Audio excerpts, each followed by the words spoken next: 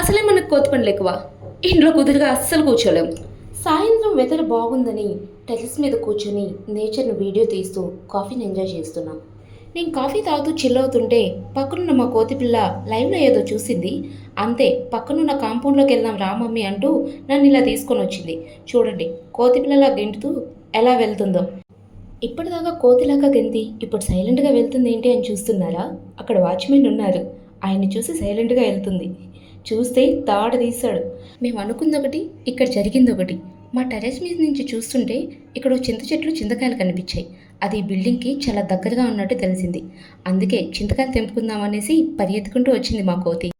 కానీ ఈ బిల్డింగ్కి ఆ చింత చెట్టుకి చాలా డిస్టెన్స్ ఉంది. చూసి చేసేదేమీ లేక అలా టెర్రస్ మీదెక్కి ప్రకృతిని, పక్షుల్ని ఇలా కాసేపు చూసి ఆస్వాదించి మళ్ళీ రిటర్న్ కిందకు వచ్చేస్తున్నాం. ఎంతో ఆశగా చింతకాయలు తెంపుకుందామని పరుగు పరుగున నన్ను తీసుకొని వచ్చింది. కానీ చింతకాయలు అయితే దొరకలేదు. చెల్లి అదృష్టం బాగుంది. ఇక్కడ ఒక గోరింటాకు చెట్టు కనిపించింది. వెంటనే కోతికి కొబ్బరి చిప్ప దొరికినట్టు గోరింటాకు మొత్తం తెంపుకుంది.